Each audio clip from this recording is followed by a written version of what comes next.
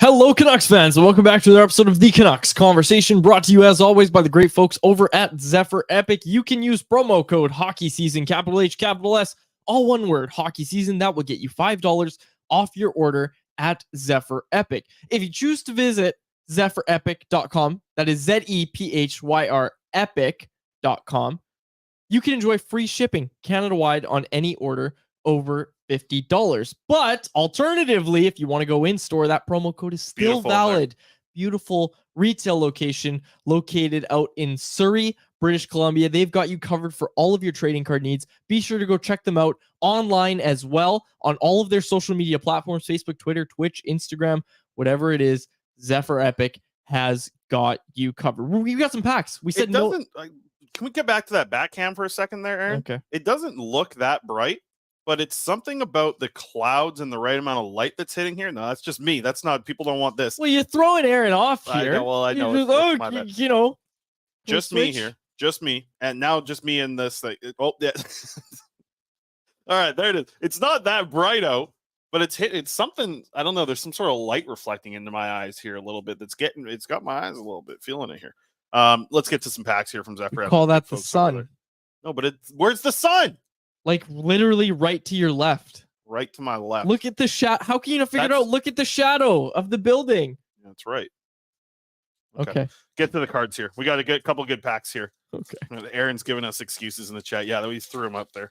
All right, I'm going to rip mine first and see what we can get here. See what we can get. Oh, I got a weird. I didn't even intro us. What are you talking about? Okay, my name's David Quadrelli, and I prepared the outline for the show today, and it says no nonsense.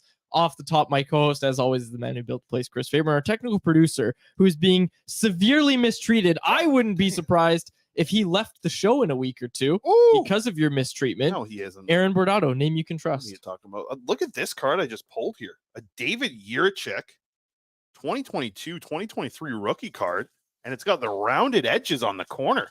I feel like this is a good one here. Wow. Jiricek. And it's numbered too. I didn't even see that. What's it? Whoa. 32 out of 250. Wow. Hey, that's my a first nice looking card. I haven't pulled a numbered card in Remember when we got that 1 of 1 of like, what was that guy's name? I think it was Vitaly Abramov out of the Ottawa Senators. Yeah. It was a rookie card 101. Yeah. This one is interesting. What 32. Beautiful looking cards. I love when you get yourself a nice little numbered card. Curtis Lazar. Got a Curtis Lazar. Man, what good packs. We got some good ones today. Yeah, I've really enjoyed this series. It's the 22-23 Hockey Extended Series by Upper Deck. They got some new young guns in there as well. So be sure to go pick yourself up a pack. I got one here of a goaltender from San Jose named Eetu Makiniemi. Nice. Beautiful looking card. That's my insert. Okay, that's enough. If you want to go rip some hockey cards of your own, be sure to go visit zephyrepic.com. Lots of stuff to get to today. What the hell are you doing? Trying to make it look like I'm wearing the claw because I'm going BC Lions on Friday. I'll be there with my claw, cheering them on Friday night. Saskatchewan's in town. The Greens are coming out. So quickly, we said no nonsense, but we went to a Lions game at the same time. I was in the upper bowl. You were in the lower bowl. We were across the stadium, and I was with my girlfriend, and she said, "Where's Chris?" And I was like, "He's down there somewhere." And we were looking, and we just see this guy with his foam claw, the biggest guy in the stadium with a foam claw. I'll say this. You see me at a BC Lions game. You know I love to talk to people, listeners of the show. You see me at BC Lions game, that's where I let loose, okay? So, like, be careful coming up to talk to me at BC Lions games. So I'm letting loose at those games. I'll be out there Friday night, 7:30. Good folks there at the BC Lions. I'm working on getting a jersey. I want a jersey really bad. The BC Lions jerseys, they're go buy gorgeous. One. What do you mean you're working on? I'm working on being given one for free, is what you meant to say. That's what I'm saying. I said, what do I got to do to get me a jersey here? I want a BC Lions jersey, man. But they're good folks over there. They're going to be listening. Yeah, I've heard of a credit card. I hear about it every day from my fiance here. I got to stop using it so much. Hey, no. Okay. Let's go. We got lots of stuff today. No more screwing around. You're always taking us off track. Vasily Podkolzin. Okay. I just wrote about it at CanucksArmy. I'm starting to get the impression here of just kind of looking at the forward depth on the wings. If Podkolzin's not going to be like JT Miller or Elias Pettersson's winger, to me, he's got to get down to the AHL. Okay, like he's got to get down to the AHL, play a ton of minutes. I just think it's a much better position for him to be in development. And I mentioned this to you last night. This guy's been like a pro for about 4 years. 2 of those years in Russia, you can basically write off those years for development. He was with SKA. SKA won't even play Matvey Michkov, who's scoring like a point per game right now in the KHL because he's loaned to a different team. They won't even play this guy. They obviously didn't play Vasily Podkolzin more than 6 to 11 minutes was like the high end for a game for him. So those 2 years of development, you can throw them out the window. That rookie season in the NHL, pretty good. 14 goals, 12 assists. Played a lot with Elias Pettersson. His most consistent line mate, Elias Pettersson, in his rookie year. Bet you didn't know that, Quads. But last year, takes a little bit of a step back, a big step back, really. I think you could say 3 goals, 4 assists on the year. And now we're sitting in this spot where the coach obviously really likes Vasily Podkolzin. Every coach that has Vasily Podkolzin as one of their players, they love this kid.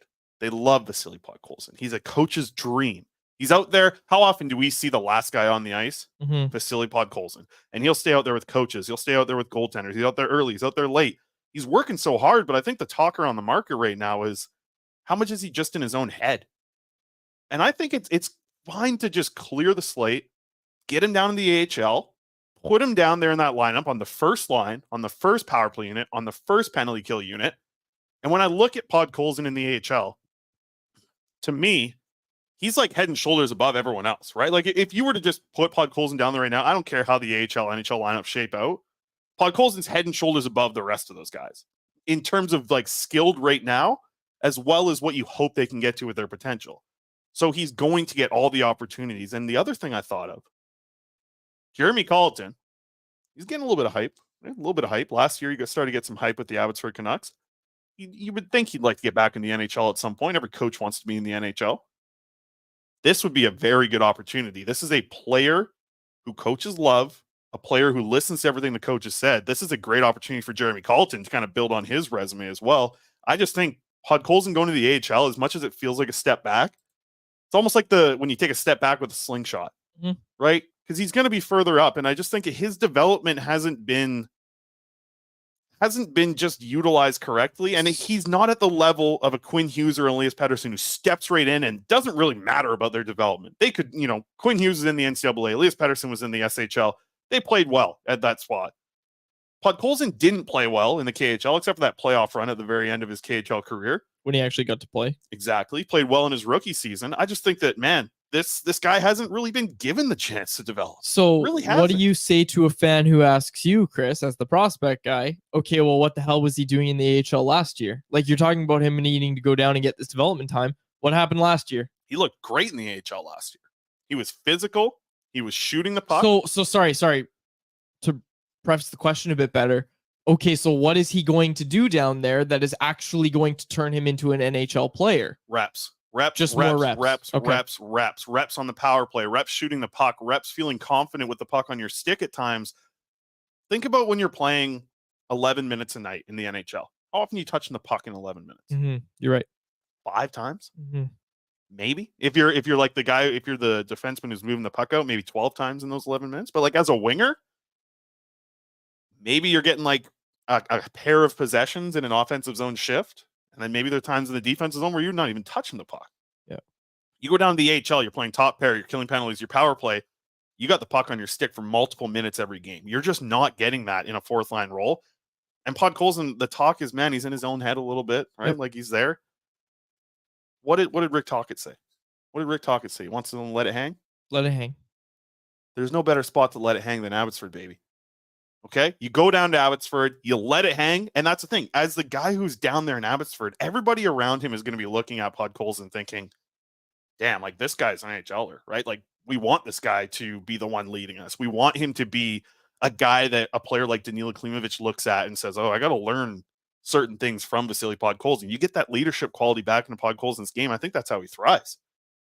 I never saw him play better than I did at the World Juniors, right? Like how much effort he was giving in, how much of a leader he was looked towards from that Russian team in the World Juniors.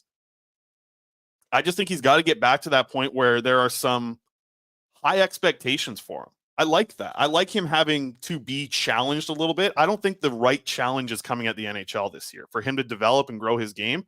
There's going to be a lot that's expected of him when he goes to the AHL. And I like him having those expectations behind him. So I'm wrong. I think Podkolzin going down to the A is the right move here. And I know it's It's not what everyone wants to hear. We all want Podkolzin to be the top 6 winger with JT Miller, all this exciting stuff. But you need certain prospects to have some legitimate development. They're not all Quinn Hughes and Elias Pettersson. And I think Vancouver's been lucky. I mean, you saw the way Brock Besser came in, these type of rookies that are just so exciting. They're not all like that. But you don't want him to be on the other end of the spectrum of the Olli Levis and the Jake Virtanens. And I mean, there's a lot of different circumstances there. You just need to find like the middle ground. I think that's the thing that Canucks fans have seen with their first round picks. It's boom or bust, right? With a lot of these guys. And I think that's the situation with Podkolzin is he's not a boom or bust. There's a lot of NHL teams around the league that would take Podkolzin on their 4th line right now. A lot of teams, but that's not where you want him to peak. You want him to peak as a top 6 contributor or a very successful bottom 6 role player. Like he's got all the traits in the world to do it. It just feels like he's just got to get a reset. And I think the AHL is the right spot there. You were at the skate yesterday. Tuesday. We're recording this on Wednesday, of course. You were out at the skate at UBC on Tuesday. We saw some line rushes there, and in the spot that has been held by Vasily Podkolzin for all of training camp and so up to this point was Phil DiGiuseppe on JT Miller and Brock Besser's wing.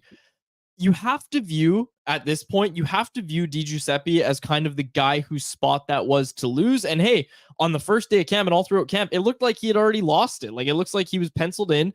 The way I read into this is that Podkolzin was given the opportunity to try to go earn that spot, and he just has not done enough yet. Maybe there's more he can do. He's going to get another preseason game. He's not getting sent down tomorrow. Oh, no. And I don't want to make this sound like we're calling for him to get sent down. Well, you are in a way, but you're coming from a positive perspective. Like you're trying to say this is the best thing for him.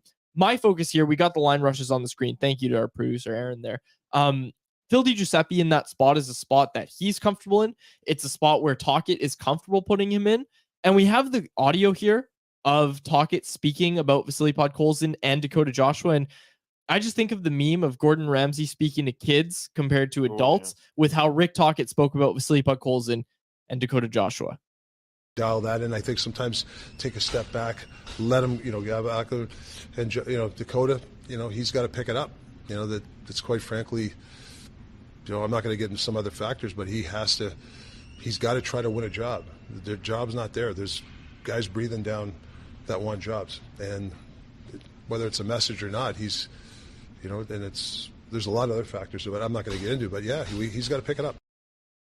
So a lot of factors, but the main one being that at the end of the day, Tocchet hasn't been impressed with Dakota Joshua enough to put him in that main group. He was asked by Patrick Johnson, our pal, if that was a message, and that was his response. Was that with Podkolzin? No, not so much a message. He's working his butt off. He's doing the right things, but he's just got to, what he said there. You just got to kind of slow down a little bit, and that's always been kind of the message that we've heard associated with Vasily Podkolzin is you just need to relax. You need to let it hang. You brought it up earlier. You need to let it hang. And for Joshua, it was a very different message. For Joshua, it was, hey, it's time to step up. Like it is time to step up. So my question for you, Chris, is what does all this mean for Dakota Joshua? Like, is Dakota Joshua going to be going down to the AHL? I mean, I don't see that happening unless Vasily Podkolzin does. And listen, I just talked all this stuff about the AHL. I still think it's very possible he starts in the NHL. I'm not the GM. I'm not making all the decisions here. If Joshua struggles through preseason, like he's a player that, he's got to earn a spot on the NHL roster, right? There's so many wingers here that want that job. We know how the coach thinks about Phil DiGiuseppe. We know how the coach kind of looks at his wingers and says, okay, but Villiers got to play. Brock Besser's got to play. Obviously Kuzmenko's got to play. There are certain wingers that are obviously going to be in the lineup. Joshua's still on the bubble. Jack Studnicka's been playing his ass off in practice. I'm curious to see what he looks like in a game where the team isn't completely lopsided in talent level. Because Jack Studnicka's, he's been impressive. Like I don't want to buy too much into the, I call it the Will Lockwood effect that we've seen over the past years. Like Will Lockwood's going to make the team this year, man. Look at this training camp he's having.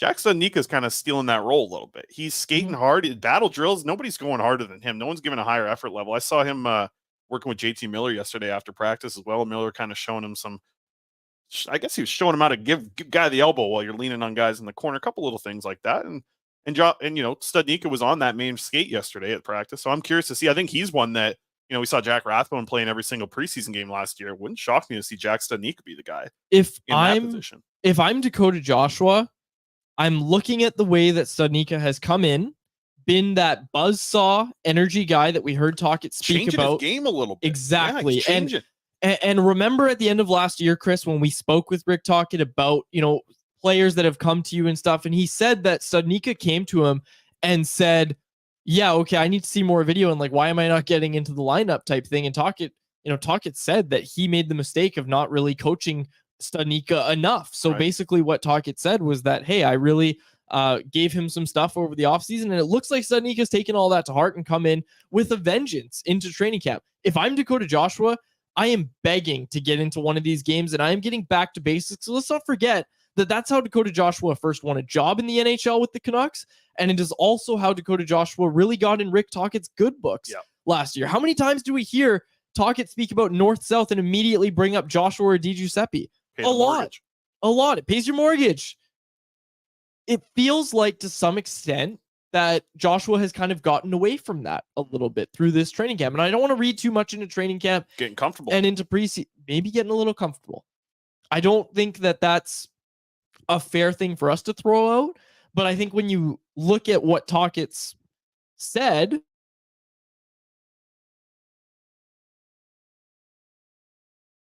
yesterday with that there were guys breathing down his neck for that job, and it's not his job. Like, he basically said exactly that this is not Dakota Joshua's job, and he needs to earn it if he's going to get it. So yeah, there's guys pushing for it, right? Like, Sheldon Dries is going to work his ass off. I wouldn't be shocked to see like Sheldon Dries be a guy who wants to like drop the gloves here in the preseason. I like these type of players are going to try and make an impact in these preseason games, and man, it's going to be about who sticks out the most and who can bring the most to like a fourth line. Right? These guys they don't need to be the top 6 players. There's certain guys that are battling for that spot. There are certain guys that are battling for just a spot in the lineup. You look at Joshua, you look at Studnicka, you look at Dries, you look at Arshdeep Bains. He's in the conversation. What if Arshdeep Bains comes out and has a hell of a game tonight if he's playing in Edmonton? By the way, we don't have the roster yet, but Canucks in Edmonton tonight. It is a game that is broadcasted on the old SN there, the old Sportsnet. You can watch that. I put it in scenes for morning skate today, but the Oilers are rolling with their regular top 6. Oh God! And they're going to look. The regular top 6 means that they also have the personnel that made up the league's best power play last year. So hey, good point. I'm hoping the Canucks sent their new penalty killers to Edmonton for this game, because it's going to be ugly if not. And from what we kind of read into it and what Tocchet spoke about yesterday in terms of sending one NHL lineup to Edmonton and one to Seattle, I think you're going to see one top 6 line and one bottom 6 line kind of make the first 2 lines in each game. And then the rest of the guys, as Tocchet called them, the other guys, will fill out the rest of the lineup. So tonight, I'd say it's probably going to be JT Miller, Phil DiGiuseppe, and Brock Besser. Yep. Tomorrow night in Seattle, I would think it's Pettersson, maybe Mikheyev. No, Mikheyev's probably not ready, but Pettersson, Höglander, and Kuzmenko as the Canucks first line. And then you're going to see either the Suter line or the Bluger line go down. You know who I think and make up the second line in both of those games. And we don't have any information on this yet, but I expect either tonight or tomorrow to see that Quinn Hughes-Cole McWard pairing get a shot. I would love to see that. I think we're going to see that. I would love to see that. And I'm curious to see. I wonder if any player is in a spot right now where Rick Tocchet will play him on back-to-back nights as well, with Seattle tomorrow. Okay, easy. With Seattle tomorrow, Edmonton tonight, which would be the one player that you would think plays in both? Because I would say it is Dakota Joshua. I was just going to say Dakota Joshua. With something to prove, and after hearing his coach talk about him like that in the media, I'd be like, listen, coach, I want to prove it in these next 2 days. Like, let me work my ass off back-to-back days here and show you that I can do this. So, I think tonight's going to be, it's good to watch Canucks hockey again, but like, I feel like I said that on Sunday when I was texting with you, and then we saw 10-0 loss. So maybe it wasn't. I also don't think we're going to see anyone from tonight's game play in tomorrow's game. I don't think that's going to happen. Nobody, yeah? Well, I don't think so, because you're asking to fly, 5, maybe 6 players from Edmonton to Seattle, and then fly the rest of them from Edmonton to Vancouver. They have enough players to make up 2 rosters. Yeah, and I think honestly, that's my read on the situation is no player is going to play in both games. Which, hey, I'd like to see Casey DeSmith get a start. Yep. I'd like to see probably will. Yeah, Thatcher Demko get the other start. We do know that games 4 through 6, we are going to see an NHL lineup. Basically. And all home games for the Canucks through the second half of the preseason as well. And listen, when you play a home preseason game, that's when you give your fans something to watch. You're going to win most of those games. That's why like records don't really matter in the preseason in the NHL, because it's all about the lineups. Right? I'm just going to point out we all said that last year when they had a bad preseason and they started the season 7 straight loss. So it matters a little bit.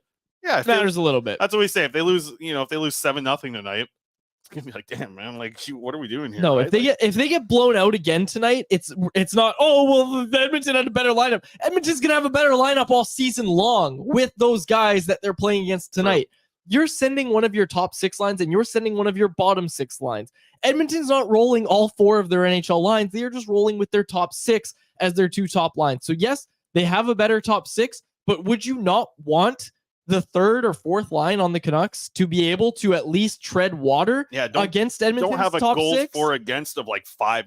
Yeah, that's exactly. The 3rd line, like, man, like, listen, McDavid's going to get his, but like limit him to like 3. Yeah, right? If you get blown out, that's not a complete non-story. Like if you get blown out tonight and you're the Canucks, and look, this sounds negative, but I'm just saying, just getting in front of it, that if people come in and say, oh, well, they dressed their top 6. Okay, they're also going to do that every game during the season. And the only difference is that you're going to have Elias Pettersson or JT Miller or whoever it is that goes.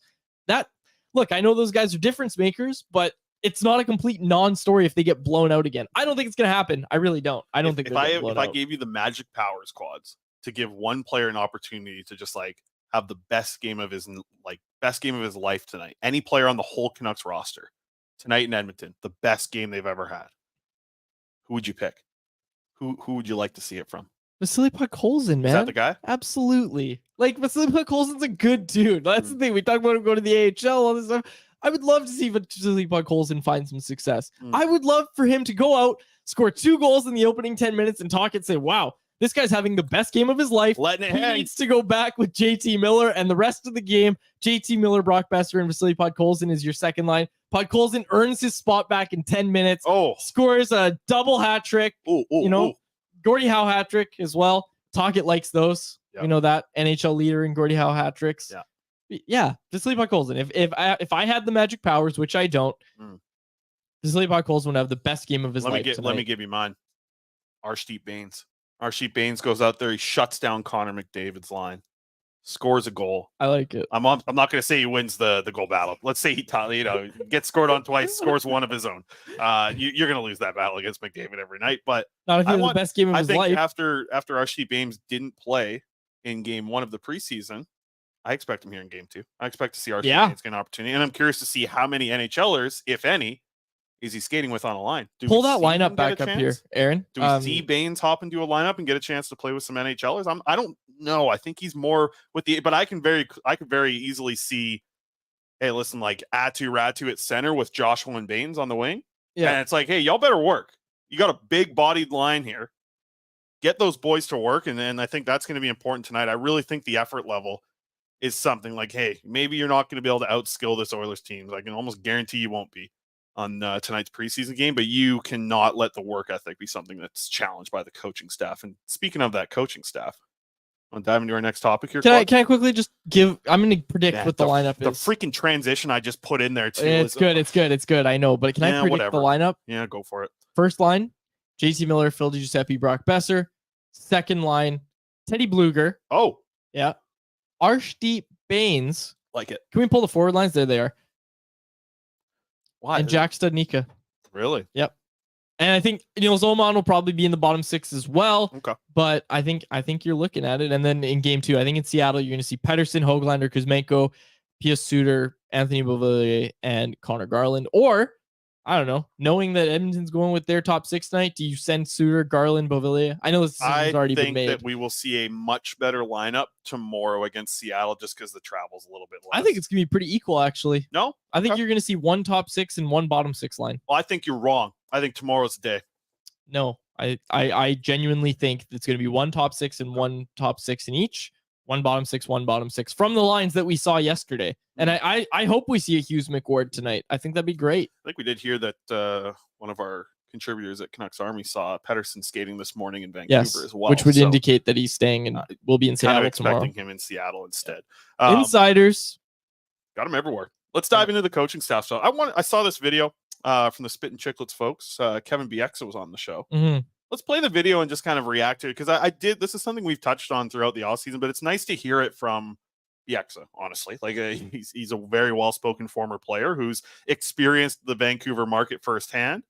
And I thought this quote was interesting in this, him talking about the coaching staff. So let's get this up here, Aaron. Let's run the Kevin Bieksa quotes about the Canucks coaching staff. Foot helping him out. You got Sergei Gonchar, and apparently it's going to be the Sedin brothers helping with the power play. Like, how do you think that collective help from that coaching staff will amplify the group? It'll be unbelievable. Again, if you're a guy in that locker room on that team, how do you not listen to these voices? These guys are Hall of Famers, like Olympians, All-Stars, like you got everything. The Sedins kind of started getting onto the ice more and more last year. They were showing some of these guys things that, like talking with Chris Higgins that works for the team, he's showing these kids something where I'm still learning. Like Higgins has been retired now, and the Sedins are showing him something on the wall, how to counter pinch a defenseman. And he's like, oh my God, that is so smart. What an asset. And then Adam Foote, I got to know Footer a bunch because we kind of both worked for my agent. And he's another guy. He's got all these little old school tricks. Yeah, like butt ending a guy in the spleen. Yeah, but a little bit more subtle than that. Oh, okay. But just something simple, like when you make a pass, your first step after you make your pass is recover to the middle. So you make your pass wherever it is in the D zone. First step is recovering the middle. Just little tips like that some of these young guys aren't taught at a young age. And I don't think there's as much teaching anymore of how the game is played and structure. I think it's more skill development. To have guys like that, I think is going to be huge for them. And we've seen that structure, that teaching, all the education we've heard Tocchet speak about, and players too. Players are saying the same thing. We have a video as well. This was literally a day after Bieksa said all this. The Canucks social team, shout out to them, because they posted a video of Akito Hirose picking up some tricks from Adam Foote. Mike Yeo was there too, but the focus was on Adam Foote, who's one of the game's best defensemen, giving Akito Hirose just the little tips that you just wouldn't think of if you're not Adam Foote. Straight line, and he's shifty. Sometimes I trick him and I stop and take a step back. That's what so if I'm going, I don't know what happened, but if it's straight line and I'm like this and I come back and then I go back in, it puts him on pause. Even just kind of like this, you weren't real it, but you went all in straight ahead. Yeah, you get caught in that as a D sometimes, especially if you got a real good player you're playing against defending. It's a good trick. They put some. Not a lot of guys do it. So you got a good player and you're coming in at caught there. Just come in, pretend you're going in, and he loves it. And you stop and come back. Make him feel the pressure. Yeah, and he comes back and he's like, whoa. Sometimes they pass it right to you. Okay. I look at Akito Hirose there, and he's just he's so engaged. Bro, Akito Hirose has played NHL 04 and dressed Adam Foote and taking him in fantasy drafts, and now he's picking up little tricks like that. That is so freaking cool. That is just so cool. I think that's super cool for Akito Hirose. I think that's cool for us two younger guys who saw Adam Foote in the later part of his career, right? Oh, I saw him in his younger part too. Yeah, I guess you did. Yeah, but that is just cool. That I don't think we need to analyze that any further than that is cool. That is really cool that the Canucks coaching staff is now just filled with, as Bieksa said, these Olympians, these Hall of Famers, these All-Stars, that you're just learning things that you wouldn't learn otherwise. And I like the fact that Sergei Gonchar, Adam Foote, they don't have the most coaching experience. The Sedins don't as well. But Rick Tocchet, the leader of the coaching staff, does. He's been coaching for a while now. He's a guy that's made that smooth transition. So it's he's probably helping the coaches deliver a message to a player, but these coaches that are here and a part of the staff probably have such great messages that they can deliver to the players. It's about how do you get that information from a Adam Foote or a Sergei Gonchar into the players' minds. And I think that's where the difference between development and coaching is. When you're at the level and you're trying to teach a prospect to develop a skill, it's something that I think a lot more people could help with. As you're in a development stage, you can help a little bit easier with these guys and try and teach them little things. But coaching is hey, when you're developing a prospect, wins don't matter that much. At this level, now these guys are pros. Now they're just trying to pick up little tricks, and they have their own experience at the NHL level. So how they can execute whatever it is that a player is kind of or one of these guys like Adam Foote or Sergei Gonchar or Mike Yeo even is what teaching these guys. That's the other thing too. I think it's so cool that they have like an offensive defenseman and a defensive defenseman with Sergei Gonchar and Adam Foote. Like, it's a great little combination. The Russian connection with the Canucks having so many Russians now with Sergei Gonchar just makes so much sense. I think one of the big takeaways we can take away as a positive thing, and I've talked about Abbotsford being a massive positive story for the Vancouver Canucks. The other thing is, like, this staff is now built, right? This is a staff that you feel confident in. And it's not just us saying in Vancouver, like the Spit and Chicklets guys, right? Like, they're talking about this potentially being like one of the best staffs in the league. Like, a lot of people around the league are starting to talk about the potential, at least for this staff, to be so good at teaching their players because they've done so much and won so much. And they've got like the management group to back them up. Like, I think that the Canucks are at least in a much better spot to win games because of the staff that they've built around these players. And you can't knock the coaching staff at all. They are in a spot now to be a lot better. How different is it last year when Trent Cull's the assistant captain? Now you got Adam Foote, whatever, coach. What I'm saying, Trent Cull's the assistant coach last year. Now you got Adam Foote and Sergei Gonchar. I mean, little bit of an upgrade there, in my opinion. What are you doing over there? TikToking? The YouTube live chat. Doesn't look like it to me. I saw a double tap there. What are you liking? I'm not liking anything. Okay. I'm on the YouTube live chat. That's all I do. Anything to say about the coaches or what? No, just that it's really cool. Like, it's really cool hearing Bieksa talk about great analysis. Yeah, like I said, you don't need analysis. Why are we trying to overanalyze this? This is cool. These guys are learning stuff that they would not otherwise learn. And if you're a player, it's like Bieksa said, how do you not pay attention, or how do you check out? Like, you at see any point? Like the look of Akito Hirose's eyes on like Foot there. It's like he is, you know, every single word that's said is being taken to heart, and I think that's important as well. The amount of respect that you have for a coach matters. And man, when it's Daniel and Henrik running the power play, and then it's, you know, one of the skills coaches that's widely regarded as one of the best in Western Canada right now, and Yogi Svechkovsky, like, there's a lot of respect from the players right now, and I think that's a certain type of respect that's been earned by what those guys have been able to do at the NHL level or around the NHL. So, yeah, looking forward to it, man. Looking forward to it. Yep. Okay. Really excited to announce this. I want to announce it because he tweeted about it. Dave Hall tweeted out, I am thrilled to announce that I will be joining Canucks Army this season, contributing to prospect coverage and everything Canucks. He gave us a shout out, but I'm not going to read that part. He said, can't wait to get going. We are very excited to be adding Dave to the team. Dave Hall joining Canucks Army, and I wanted to make sure we got that in. And Rolled Cohen in the chat said, yo, buddy, eyes up there. I'm reading the chat. You and Rolled over here. No. I'm reading the chat. And I had stuff that I wanted to bring up from the chat. Everybody's bullying me for reading. All right, what do you got? Sterling Wilson said, after he's done coaching his son, U16, I believe, I could see Juice end up behind a bench somewhere. He's really good on TV too. Absolutely. You have to think coaching's in the cards for Kevin Bieksa. You know, Bieksa liked his time in Vancouver. That's right. Imagine that. They just have like some of the coolest defensemen to like join the Canucks coaching. Totally unreal. But I do think, man, like, and even like I remember, was it the Canucks and Cars interview, I believe, where it was like Tocchet and Foote were talking, and Rick Tocchet told a story about, it was like the 5th of July, like day after 4th of July, and we all know what 4th of July is like in the States. Good luck waking up the next morning without a hangover. But you know, he's getting videos sent to him, like Rick Tocchet is from Adam Foote. The day after 4th of July, and it's like, yeah, like, I mean, at least there's a good feeling about the coaching staff this year, and there was last year because everybody loved Bruce. But I think it's just like a different feeling.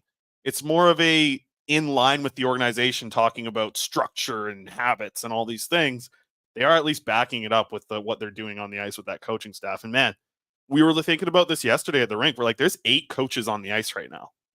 Right? Like 8 coaches on the ice. There were times last year where we would see 2 coaches on the ice early on in the season with the Boudreau group. Like, I mean, like, makes a difference, man. It really does make a difference. It's more professional. It's just run more professional is the best way to say it. That's a very, very good point. That was something that kind of didn't get talked about a lot. Like, man, there was a practice we went to last year when Bruce Boudreau, and listen, man, love the guy, but like, there was a practice we went to last year. It was 12 minutes. It was a 12-minute practice. I don't think you're going to see a 12-minute practice this year.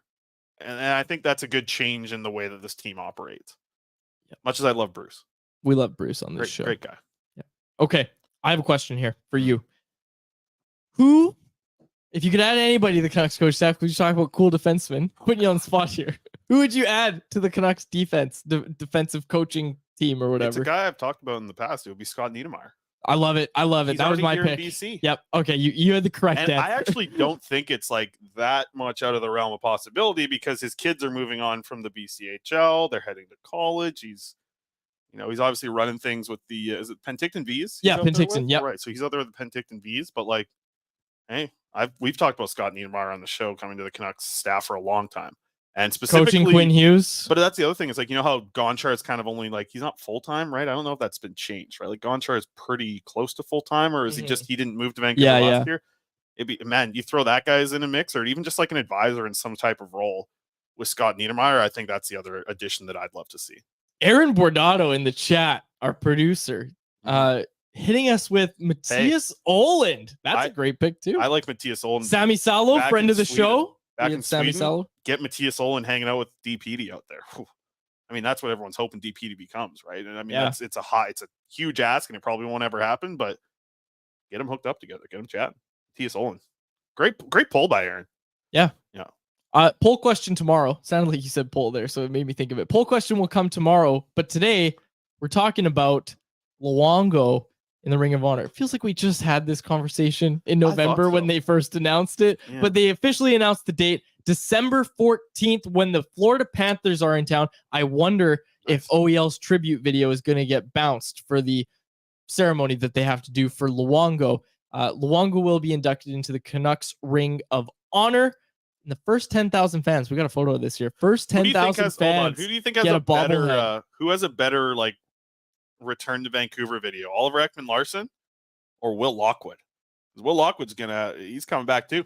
There's not going to be a video. Oh, that one game Will Lockwood had 7 hits in his debut. You don't need a video for OEL and Will Lockwood. I'm just joking right now. I'm making a joke of a question here, but Will Lockwood, that first game he played. Excuse me. Okay, so you said who would get a better? Obviously, Will Lockwood. Yeah, you think so?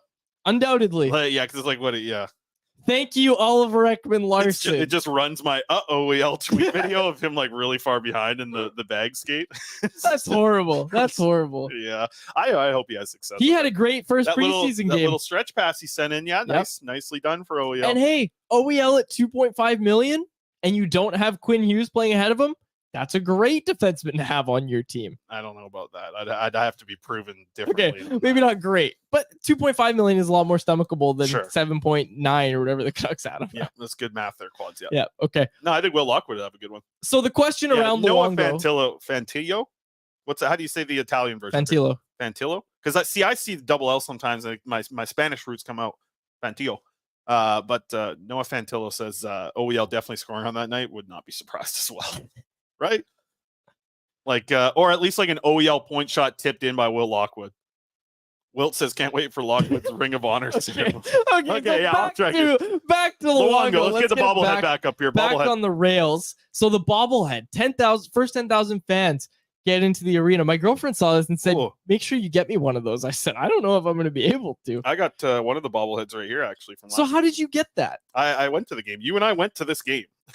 You got one too. When? No, I didn't. I definitely don't own that. Or no, we went to the Sedin's retirement one. We went to the jersey retirement before we had jobs. Oh, so this is 1,000 points. So I must have gone to the first home game after 1,000 points or something. I just happened to be at the game for it. That was 2020 when they got their jerseys retired. We had just started podcasting together. Do you think that TD logo is going to be on the bobblehead like it is in the photo? Absolutely. Undoubtedly. His retirement ceremony is brought to you by TD.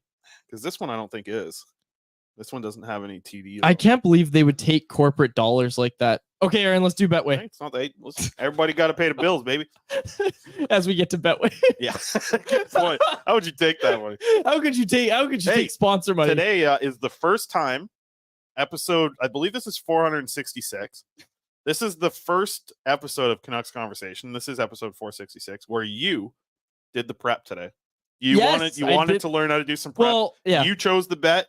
You did some stuff for yourself. I'm very happy. I got the videos in, although I think I screwed up the audio for Aaron there, so my apologies there. The Podkolzin talk it quote was cut off a little bit. That was my mistake. Any thought here, Aaron, on that? Did Quad screw this thing up? I definitely screwed it up. Aaron doesn't need to comment. Well, I've got to show everyone what Aaron's wearing as well. Oh boy, here People he are comes. gonna love. Like, what's Whoa, going on what the there? hell's going on over there? Jeez, I can't see anything. Can't even see. Oh, there he is. Yes, okay. Yeah. Put that away. Get him off the screen, Aaron. Oh, it's a Nuge jersey. We like Nuge because North Burnaby, of course. And we will have a Burt cam. To close out the Ring of Honor talk, he's going to be in the Ring of Honor. A lot of fans bringing up the argument again of, okay, you have four Hall of Famers, Hockey Hall of Famers. 3 of their 4 jerseys are going to be retired. You got Bure, the Sedins, and Luongo's going to be the only one who doesn't have his jersey retired. Hey, I don't have a hard enough stance on this. I'm just going to list out who is in the current Ring of Honor for the Canucks. It's Orland Kurtenbach, Kirk McLean, Thomas Gradin, Harold Snepps, Pat Quinn, Matthias Olin, and Alex Burrows. Does Luongo deserve to be in that conversation? I think some people would say for his contributions to the Canucks. Yeah. And hey, I'm willing to listen to that argument. I don't know if I agree to it. The double down with the Kirk McLean because they both wore number 1. I think that comes I don't hate that. They did that in Montreal with number 16. And McLean is around the team all the time. Yeah. You see him at almost every single home game. He's a huge part of the community. I wouldn't have any problem with them doing that together. I don't think it's the worst thing in the world. It's just like, how do you pull it off? Like, is it more? I would put up two retired number 1s. Sure, I would you don't do have like a split. McLean slash that would look bad. Sure. I would do 2 separate ones. But is it more 1. disrespectful to Luongo if you do that? Right? Like, is it more disrespectful? Or if you're putting him in the Ring of Honor, you're putting him at the same level as Kirk McLean. Actually, just like I happen to just love this debate because I'm not really too deep on either side of it. Same here, exactly. I actually love hearing like people debate. How does Kirk McLean feel if you retroactively take him out of the Ring of Honor and say, yeah, you know what? Because we want to retire Luongo's jersey, we're also retiring yours. How does he feel about that? Good question. And Luongo played 448 games for the Vancouver Canucks. And I think that's what some people just think of, like the very good times, and they think, oh, he was here for a few seasons. Like, no. 8 years, 8 separate seasons with the Vancouver Canucks. I think he's done enough and been there enough to have his jersey retired. The numbers are ridiculous. Almost a .920 save percentage over that time with the Canucks and a 2.68 goals against. Got a Burt cam going for the people. He was so good. Man. Burt's hiding behind his water bowl. And yes, he has water all day, folks, just to be clear. Luongo played 76 games for the Vancouver Canucks in the first season he got here. Do you like that moment of like... Those days are just over. You won't see a goalie play that many games. That's insane. He started 73 the next year. Yeah. Wow, man. Unreal. That's just something that you don't see anymore. But yeah, I actually just am kind of just like open to the discussion about it. I like hearing from people that actually give a crap about goaltenders. Like, I like Luongo. He's one of the goalies I actually do like. But I don't know. I don't know the right answer. I think that's what makes it a fun thing to discuss. Exactly. There isn't a right answer. There's like so many little sidebars that you can go to the McLean situation. Do you leave Alex Burrows as like the only main guy from that group, not involved in the 2011 time? Was he a Canuck long enough? So it's like, yeah, it's Alex Edler, Ring of Honor, I'd say, right? Yes. Like one day Alex Edler will be in the Ring of Honor. Yes, like the second best. Hasn't called it a career yet. He still wants to play. Let him play, man. Let Edler cook. If you had the call, Luongo for Ring of Honor or jersey retired, what would you say? If you're Francesco on line 1, he says, Dave, what are we doing here? I would say Frankie. Yeah. Which is also my brother's name. Yeah. Actually, my brother's name is Francesco, but he goes by Frankie. Anyways. Frankie. Yeah. Retire that number. Damn. Yeah.